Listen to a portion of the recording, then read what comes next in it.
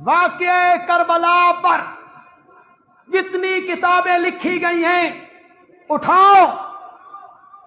بندیالوی کہتا ہے واقعہ کربلا پہ جتنی کتابیں لکھی گئی اٹھاؤ. کربلا میں جس شخص نے سب سے پہلے اپنے بھائی حضرت حسین کے دفاع میں شہادت قبول کی تھی وہ حسین کا بھائی ابو بکر تھا،